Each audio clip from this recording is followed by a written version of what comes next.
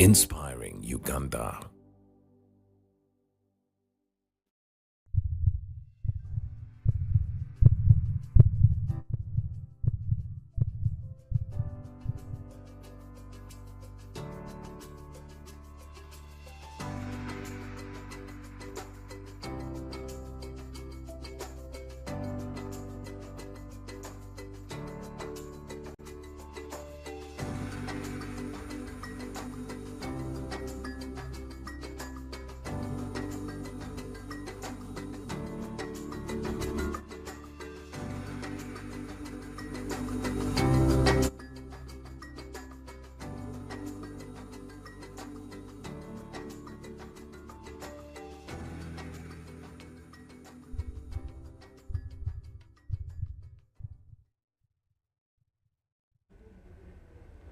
A very good evening to you watching UBC TV. My name is Sophia Matovu, and you are tuned in to U Health Chat.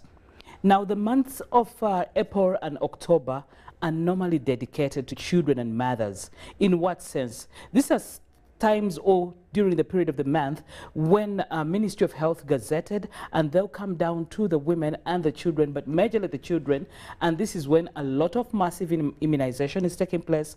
Vaccination, supplements like vitamin A are given to the children. This is when they'll come out to use the opportunity to talk to the mothers about family planning and other opportunities, anything to do with health surrounding women and children.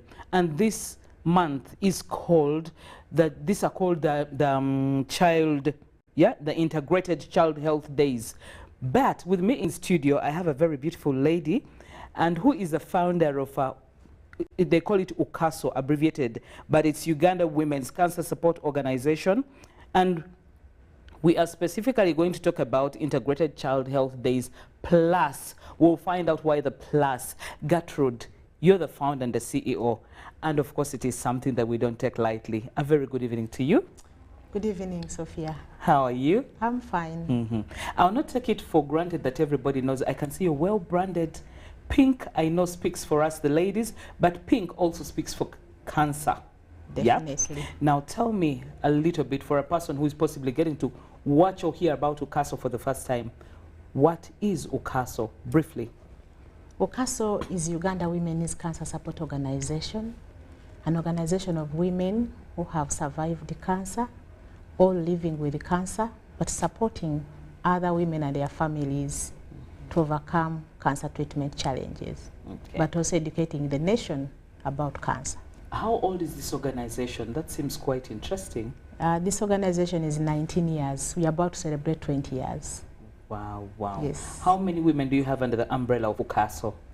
We have over 200 women under the umbrella of UWOCASO. These are survivors, and they are across the country, in all the districts of this country. Wow, that's interesting. Now, how does UWOCASO come to fit in into the Integrated Child Health Days Plus? How?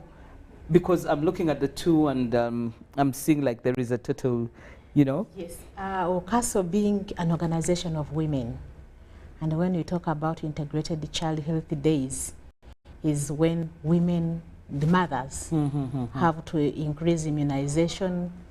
And as UWOCASO is an organization of women who have survived the cancer, and we know the most commonest cancer in this country is cancer of the cervix.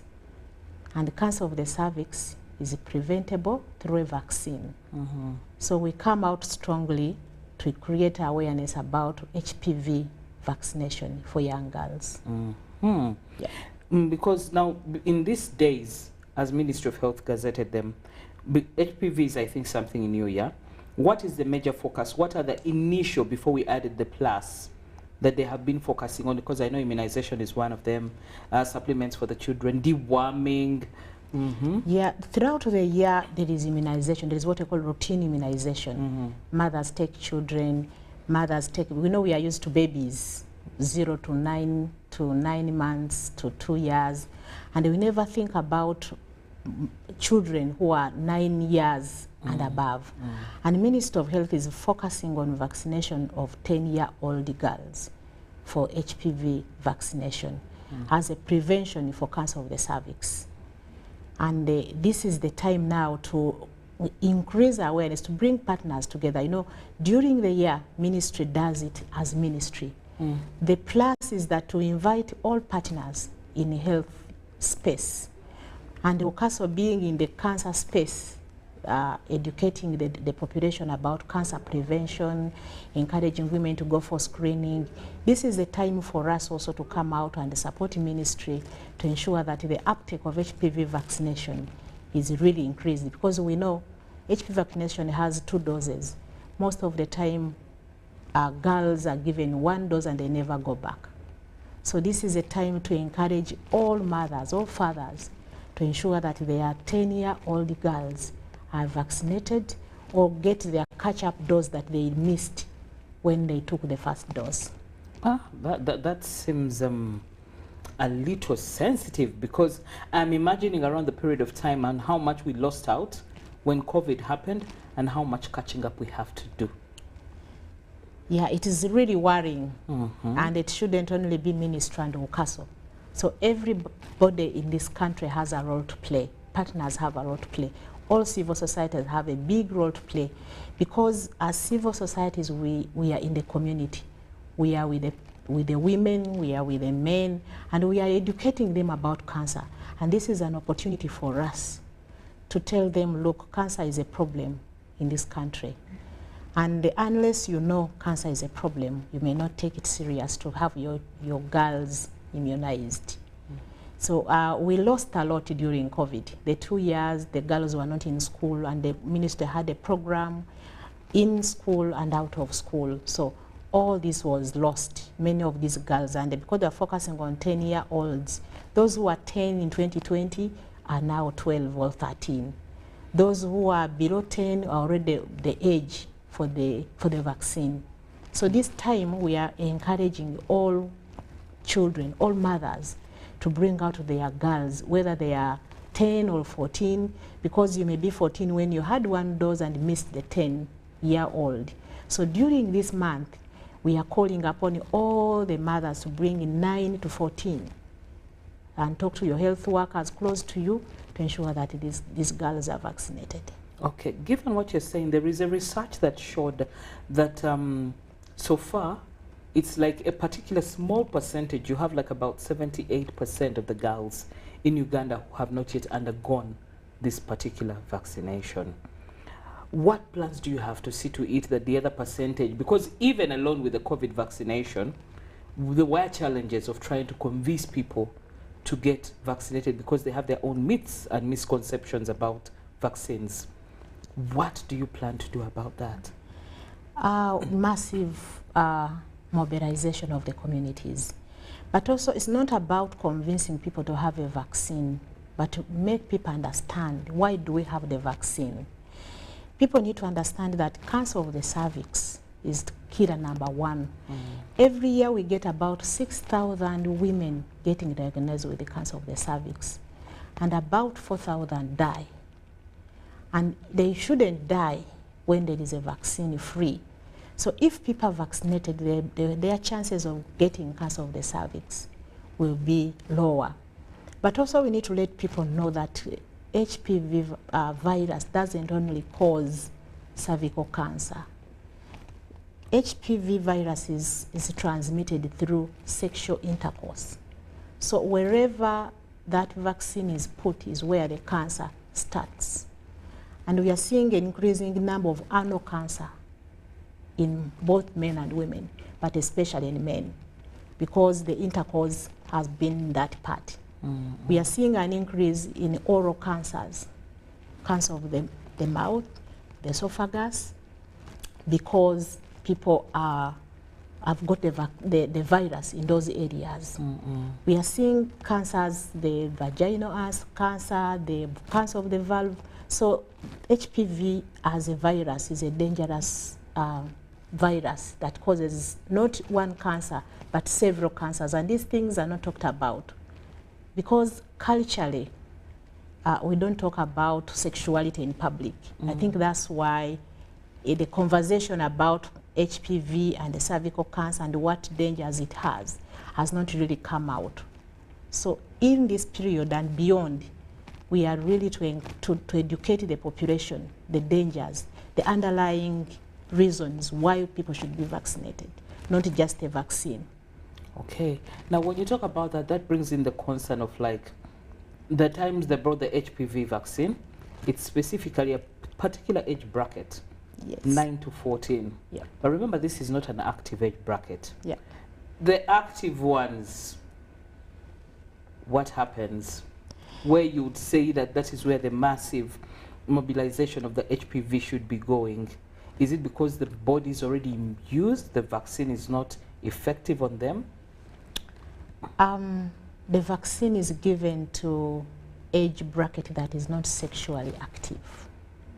Because when you give it to the sexually active age, it means already this age bracket has been exposed to the virus and may already have the virus. So they may not benefit from the vaccine. So that's why they took the age that you feel will most benefit. Or of course we know, even with the COVID time, even the 10-year-olds were exposed, but at least the exposure is not as much as to 15-year-old. But that doesn't stop a mother to take a child 16, 15, individually to the health worker, if you trust your girl and she's vaccinated. Already the active age, we encourage screening. Although in Uganda, the screening for cervical cancer begins at 25, but there is a lot of lost time because we know most of the girls begin active at 15. So by the time they're 25, they're already sick. So probably ministry have to reconsider that. Yeah. Now, this is funny but very true. The time when the HPV was first introduced, you know, the vaccine, many women, not girls, because the women could afford, ran back doors to have themselves get vaccinated, which is very true. Now, what did that mean? It meant like we are losing out on what would possibly have gone to the young girls to help them. And the health workers were also administering it for the adults. The sexually active women, I mean. Yes, but when you've screened and find that you don't have the virus, you can access the virus, the vaccine. But it's more beneficial to the young girls. And because this vaccine is very expensive, government took a choice to give it to those who are not exposed, who would most benefit. And they left it to those who can afford to go and pay. Otherwise, the age that is recommended, the vaccine is free. They don't pay. In all government hospitals, actually, it's not an issue of supply, it's an issue of demand. Some vaccines are getting expired because people are not demanding for them. So I think the worry, if Minister of Health was here, would bear me witness that the issue of supply is not an issue. The issue is demand. The girls are not getting the vaccine. That's why other people who feel want it go and get it. But it's meant for those girls. Okay.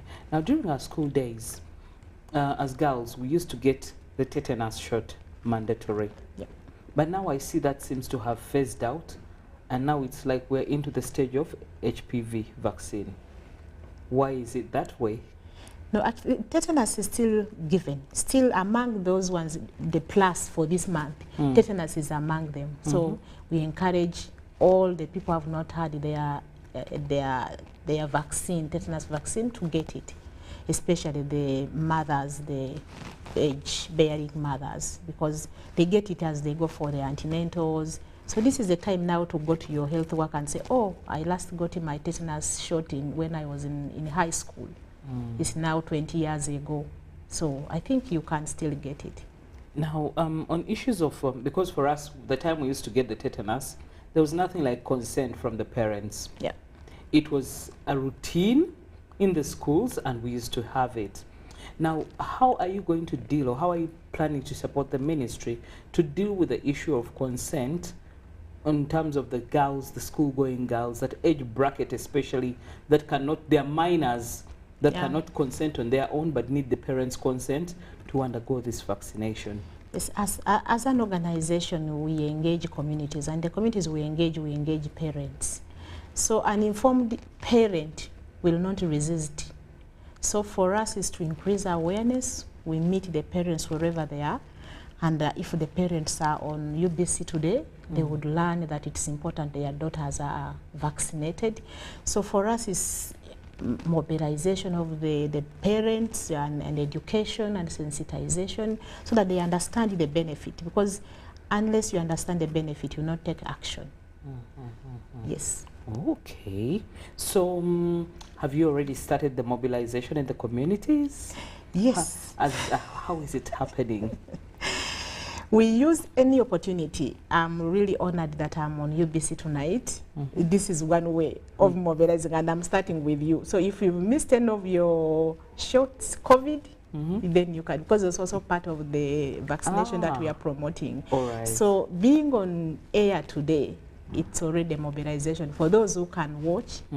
But also we are using social media, we've been in the communities, we organize communities in health facilities where there are mothers who come for mother-child services, for immunization, for family planning. At the beginning, I mentioned that we are a network of survivors and we are across the country. And within our networks and links, some of our members are in schools.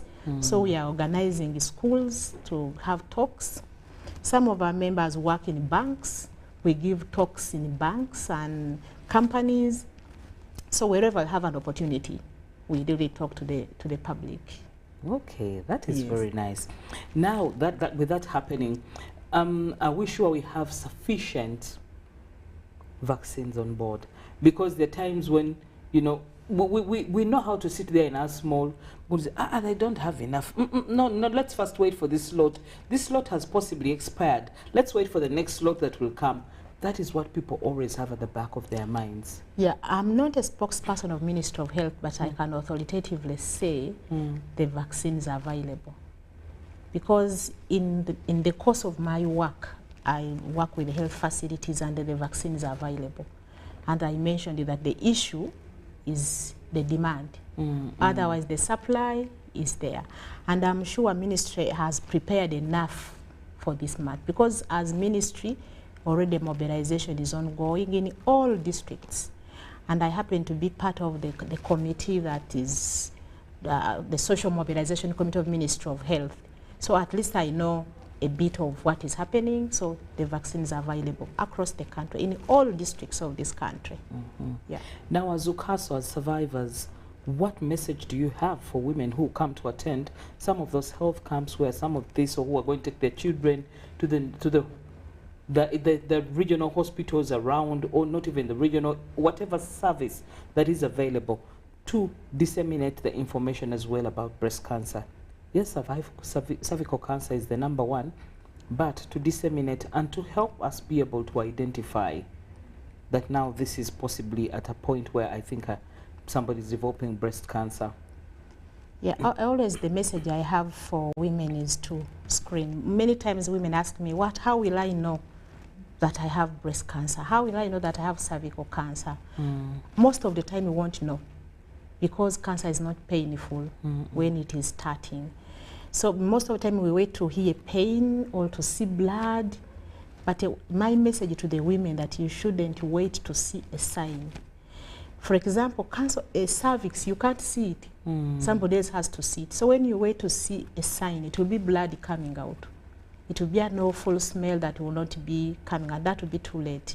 So my message to the women is to do cervical screening whenever they have an opportunity. But also to do breast self examination, to know their normal breasts. Because as we grow up, you know how your nipples look like. If they came when they are looking on the other side, and you know, my normal breasts are like this. So in case there is a small change, then we should be able to report that change. But most of the time we don't know ourselves. We don't know the normal. So you need to know the normal so that when abnormal comes, then you should be able to attend to it. But also we should, for example, if a woman, you are above 35, you should go for a mammogram, or you should go for a breast scan. so that you, if there is anything that you cannot see by yourself, technology can see it early enough. Then how about some of the women feel a little bit discouraged and their fears? At least I'm glad you're on set to testify. 19 years down the road, and hooray, you're here with us. Yes. Some women do not believe that some of these cancers are treatable, are curable, and they think it's just maybe a myth. Yeah, you're right. I've always faced challenges when I go to the community to tell people that have survived. They said, unless you show me, I can't believe. So in some communities, I had even to undress to show people that actually I had cancer, it was treated, and I'm fine. So it's a belief. Of course, even me, when I got a diagnosis, I knew it was a death sentence. But what is important is early detection. Once cancer is got early, you can be treated, you can survive and live normal life. Now technology has made it that even you can have another breast. Normally people ask me, but you have your breasts and you say you lost breasts. No, I have an artificial breast. So they are true to say you can't survive cancer, because most of the people they've seen have died. But why have they died? Because the other thing we talked about, that many people wait for the sign. You wait for the pain, and then you go to hospital. I think once we outlive the mentality of reporting pain, the mentality of reporting blood, because unless you see blood naturally, that's when you go to a doctor. But others, if you've not seen any blood, if you don't have an uncomfortable pain, even we always mention, I have this pain, I have this pain, but you don't seek care until you are unable to sleep. And by the time you go to hospital, when you are unable to sleep, that means your cancer has really grown, and it's incurable. Okay. Now, talking about the target audience that you're looking at in terms of during these integrated child health days, plus, who are the 9 to 14 years, yeah? Some of these girls are on the street. Some of these girls have dropped out of school. Some of them are teenage mothers. How do you intend to help them? Those who are in the community, actually ministry has a program for out of school girls. So KCCA, now when we talk about Kampala, all KCCA clinics in Kampala have the vaccine. So they can go to the health facilities closer to them.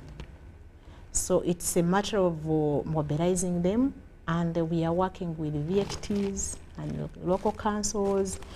My office is in Kamocha. We have already oriented the LCs, all the 9 zones of Kamocha 2 with the chair and the VHTs and the women representatives, so they can mobilize the girls in the community, and they can go and get the vaccine. Those who are already mothers, they have to be screened, because it may not be appropriate to give them a vaccine, even if they're teenage mothers. But at least if they go to a health care worker, they will take a discretion to see whether she needs a vaccine or she needs a screening. But at least we have plans to reach those ones out of school. Okay. And which other areas besides, because, you know, like most of the good things normally come to us in the city center a lot quicker. Yeah. And certain times the outskirts or the other district areas are remembered later, because somehow it's like all of the good people, all the knowledge is concentrated around here. No, with our network, as I mentioned, we are a network of survivors across the country. We are present in many areas, but the challenge is resources. But surprisingly, you can say Kampala has all the good things, but also Kampala has places that are really disadvantaged. Oh, yes. So now my office is in Kamocha, but when you see people in Kamocha, even some are even worse than those who are in the rural district, like mine in Ichotera. So we may say they are disadvantaged, but actually they don't all have the good things. So I think wherever we are, and the way to reach everyone is we cannot do it alone. There are a lot of partners. Ministry has a lot of partners, Red Cross, Rotarian. So I think it's a call to everyone who can add a layer to this campaign. Yeah. Okay, at this particular point, we're going to take a very short break. And when we do come back, we're still going to continue with this topic of discussion.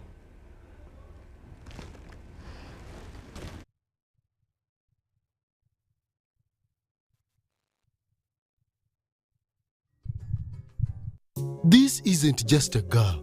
She is the future. This is a teacher, a doctor, a community leader, our future president. She is the future of Uganda. And as a policy maker, the policies I enact today will protect her from child marriage and teenage pregnancy. We each have a role to play in empowering our teenage girls to protect them from child marriage and teenage pregnancy. Because when we empower them, we empower our nation. Protect the girl, save the nation. Take action. Report any case of defilement or child marriage to the police or call Sauti 116.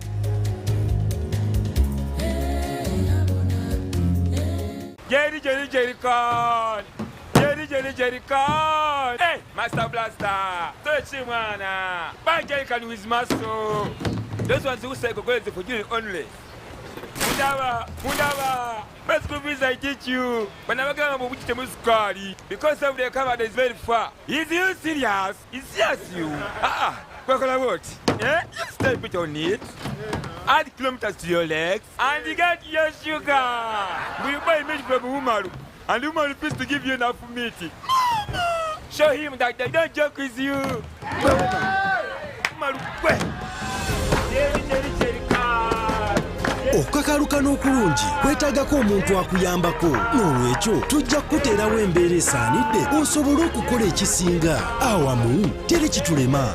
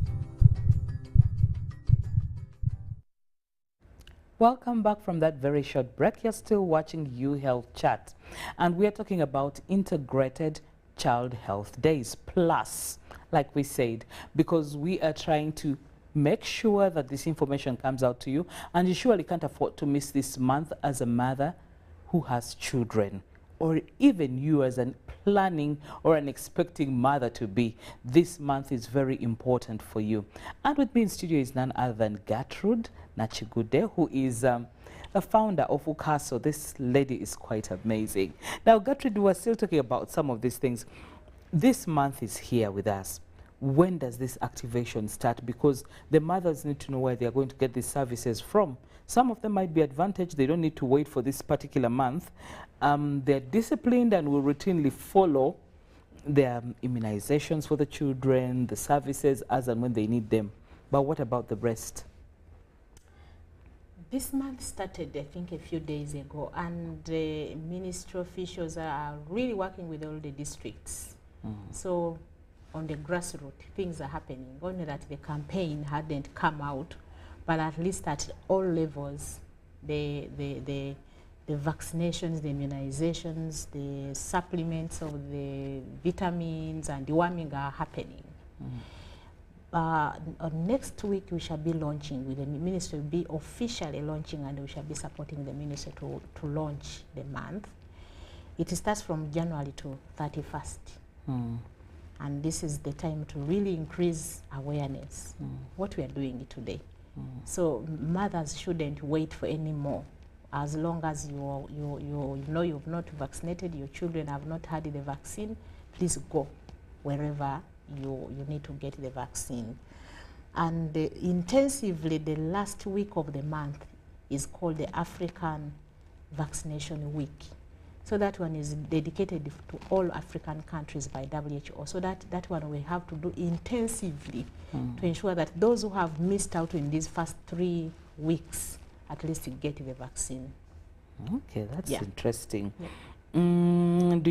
Are you going to set up specific core points? You know, like how you'd say people easily might walk into a health camp? Because I imagine the people who are out of Kampala, up country in some of the regions, some of these places are hard to reach for these services for them, and they'll choose to stay in their comfort because of the distances they have to move to be able to go and get the services, and then it is quite tedious when you get there. Nobody's going to think about you as a priority because you have moved miles and miles to come and access the services. No, I think vaccination services are taken closer to the people.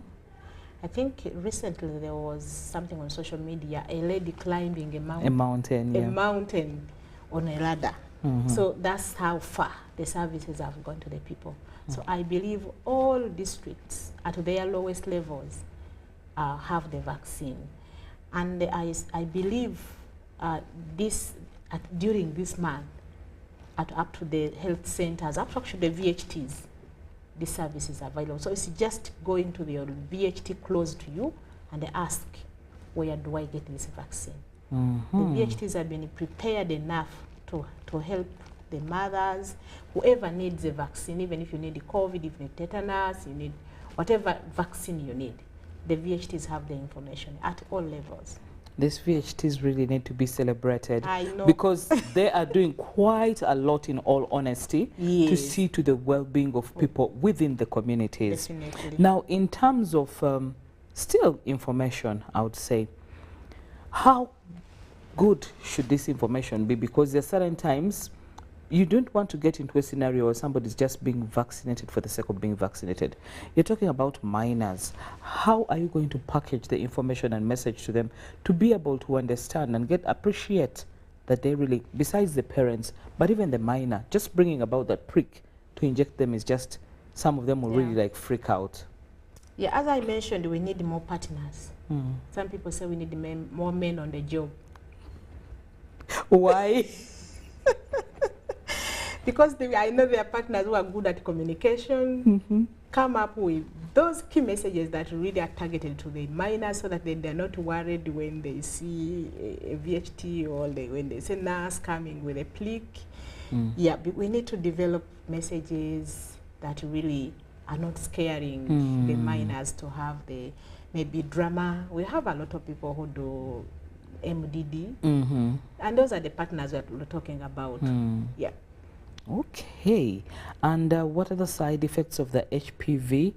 Because I believe certain times with every single medicine, even over excess use of paracetamol or so, might have its side effects on us, but we never get to feel the toll on it, but feel it much later, or we'll never even get to know that it's what caused the side effects. Now that I'm not a medical doctor, I may not say these are the side effects, but I've not heard.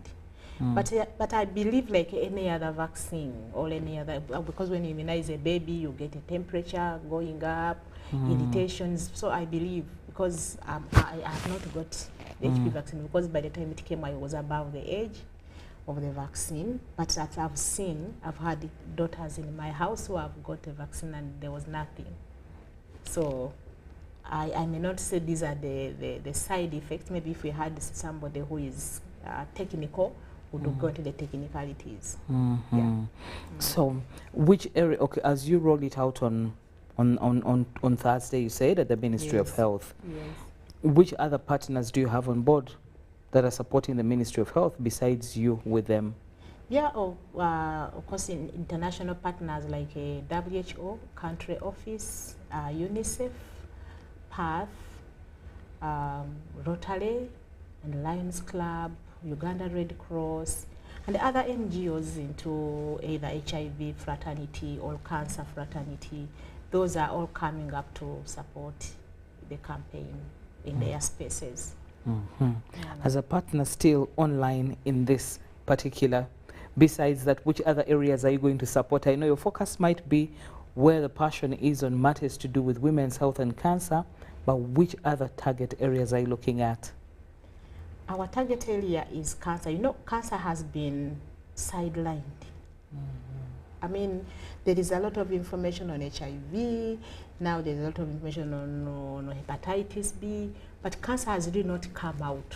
So to me, I feel I have to do justice to cancer, to ensure that cancer, because it's so scary that it's a death sentence. But if we have a vaccine that can prevent cancer, why not really increase awareness and people understand it? And as I mentioned, it's not only cervical cancer, there are other cancers that are not talked about. So we need to strongly talk about other like 5 types of cancers that are caused by HPV. And we shouldn't be having people dying of cancers that are caused by HPV when we have a vaccine. I understand. Because, you know, when I look about, when I'm thinking more in depth based on some of the things you're saying, and you're saying a lot of sensitization, because some of these things are issues people shy away and are not comfortable talking about. Because I'm just imagining how you intend to package that message to that little girl who is at that age bracket, and she does not even seem to understand or has never even heard about cancer. Does the ministry, as long as you partners, do you have plans to be able to have out simple messages that can be engraved in these young kids' heads, and they'll always remember, this is why I need maybe to take this vaccine, because it's going to save me in such and such a way? Not even starting with us, the mothers, because we're the ones who push the little girls to go there and get vaccinated. Yes, we have a booklet which we are reviewing now for primary school kids with the cartoons. It's under review, it's not yet approved. But also, as UWOCASO, we worked 2 years ago with the ministry and partners also to develop a jingle and a drama and a theme song, so to spice up the campaign. So we have all these materials in store. We just need to say, maybe let's play this skit on UBC, and people say, watch. I mean, we are just looking for airtime.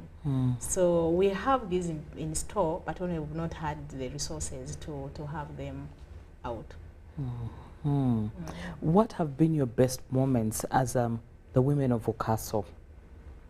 I know it's a lot. Like now, I see you've dedicated yourselves to come up and support the ministry during this month, you know, of women and children. What are some of your best moments working together as women? To me, we normally have what we call a quarterly welfare day with the survivors. And that day gives me joy when I see a lot of women happy, talking to each other, sharing a meal.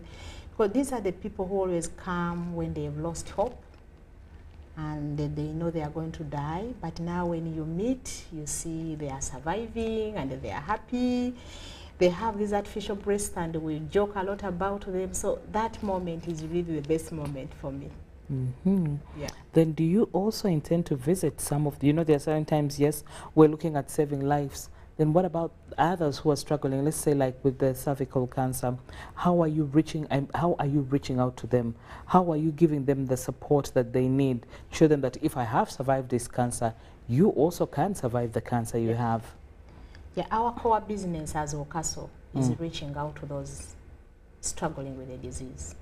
So that's what we do on a daily basis. Our office is a counseling center. We get on an average of 5 patients on a daily basis who come in when they are hopeless, when they have lost hope, when they don't know where to stay. I mean, you know, we only have one treatment center, Uganda Cancer Institute. So people move from Karamoja, from Chisoro, from Guru, and when they are on the veranda for months, then they hear there is a survivors organization, then they come to us for counseling. But also we reach out to them we have a program we call Malaika. We have dedicated, we have trained survivors, and we call them angels. So when you have a patient, that angel will reach you at your doorstep, and then counsel you, support you, give you information on how to live, on how to access treatment, on how to cope. Because most of the time, these patients give up. When you start cancer treatment, you may think it's treated like malaria, have 3 injections and you're done. But cancer treatment is a minimum of 1 year, a maximum of 5 years. So those monthly, those regular, periodic visits to the Cancer Institute are so depressing. They are so expensive. I mean, if you are a farmer and you have to be in Kampala every 3 weeks, then you will never farm. So your people will be starving at home. If you have a full-time job and you have to be in a hospital every 3 weeks, then you lose the job. And we have a lot of those who have lost jobs. Those who are starving because the mother has been in Kampala for treatment for 2 years. So the gardens, they have no food. Some of them, the land is taken. So that challenge is also, we look at, and it's also a challenge to us. And that's why we can't give up. Because every time you feel like maybe this is too much, but when you see somebody who needs your support, then you get up and say no. That's why you say, well, you are dedicated. That's why I say I have to go in the air, even if it's late in the night, I would be at home. Because there are those who need this information, and it makes a difference in their lives. Okay. How is the Cancer Institute or one of the partners like in this integrated child health days, especially where we have the HPV vaccine involved? Yes, Uganda Cancer Institute has a department they call Comprehensive Cancer Community Program. And in that program, they do screening, they do vaccination. So even the public can access that service.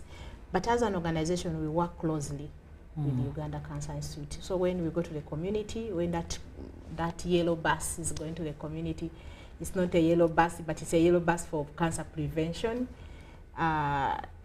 We go with the bus. And as survivors, we encourage the community, we encourage the women when they're worried, when they're scared of the screening. We tell them, no, screening will help you, and when it's early, then you will survive. But also in terms of patient support, a lot of patients are referred to us for counseling, but also we are called in to counsel those patients when they come in. Okay. And how do you deal with some of the patients? You know, there are times like if somebody has lost their job, still has to go through the treatment, they get to a point where they cannot even afford the food, and they come up to you. How do you support them? It is a big challenge, but we are a family of survivors. We do contribute a little. And there are a lot of well-wishers. Some people have donated, and I always call upon anyone to donate anything. Because, as I mentioned, that every day I have about 5 people come to my office. Somebody either coming for food, either for transport, either for money for investigations, because you need an X-ray and you can't even afford 10,000. And some of them come without having the real information about how the treatment will go. So some come to Kampala, they know they will come, get an injection, and they go back. That's what they think it is. So, but when you come here, they say you'll have to check your heart, you have to check your liver, you have to check your kidneys, and you need like 10 checkups before you get the free treatment. And about 90% of these tests are at a cost. So they come to us. So even as we don't have the resources and we rely on goodwill people, we don't have an accommodation, and that is our big plan, to have a home of hope. When these people are waiting for the treatment, are waiting to get their results, they have somewhere to stay, they have something to eat. So for us, if you have anything, even if you have food, I will come for it. If you have a mattress, if you have a bed, I will come for it, because I know somebody needs it. Okay. Yeah. Then amongst the survivors, do you have a bit where you go to check on some of the others in their homes? you see more, I know more of palliative care will do that, to do the door-to-door service for some of those who cannot afford to go and pick up the oral morphine and other treatments.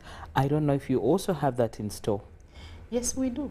The Malaika project, we trained it, that we learned that during COVID, that many people were not able to come to even our center for counseling. So we trained the survivors to support patients in the communities where they are. So if a patient is in Masaka and they calls us, then we ask somebody who is closer to visit that patient. And if we have food, then somebody will deliver it. If a patient is in Entebbe and they have a survivor in Entebbe, that survivor will visit the survivor. We do, and we work closely with the hospice. Because when we visit some of them, we find that they really need the hospice services. They are rotting, they are smelling, and as we cannot provide like oral morphine, we can't provide wound management, but we work closely with the hospice. We do those referrals, or we move with them to the communities. Okay. Okay, now as the HPV vaccine target that you are, you know, as a survivor pushing for, gets enrolled out, what is your message to the mother who is watching you right now? To a mother who is watching, I think if you have a girl in your house, whether 9, 10, up to 17 years, you should take that girl to a health facility and talk to the provider. Then they will discuss to see whether she qualifies or not, but I'm sure they will have the vaccine administered and they will advise you accordingly. But also the mothers to have the vaccines that they need as mothers. But also get screened. When you go to take your daughter, ask the health workers, can I have my cervix screened? Can you check my breasts? Then we know that we have the plus. Okay. Yes. After how long? Because, you know, you did mention earlier in the show that if somebody missed at the time they took it, after how long should one have the second dose? That's also information you might need to pass out. Yes, HPV vaccine is taken, the interval is 6 months. So, but if somebody missed out and it has taken a year, I think the health worker that sees this person will decide whether to have the doses repeated or give a catch-up dose. But the most important is to visit the health facility because they are qualified enough to guide. Okay. Yeah. Gertrude, thank you so much for your time. We do really appreciate the useful information you've shared with us. And I'll also add my voice and re-echo and say, please do follow through into the procedure issues. There are certain times, you know, we think if you pay a little, then you get what you need backdoors, but please go through the normal procedures. Use this month for all the mothers out there to see to it that your children are dewormed, your babies are dewormed, your babies get the vitamin A supplementations, and the young girls, the ones who are being targeted between 9 and 14, are able to get the vaccine. This HPV vaccine will come a great way in saving your daughter from cervical cancer. It's one of the most deadly cancers we have here in Uganda as a country, but also the women out there, the mothers, please go for cervical cancer screening and also have your breasts examined. That is all we had time for tonight. I'd like to say good night from me and from Gertrude. It's just like about 6 minutes to the top of the hour, and Lauren Kazimoto will be coming your way at 10 o'clock with the news. Good night from me and from Gertrude. Good night.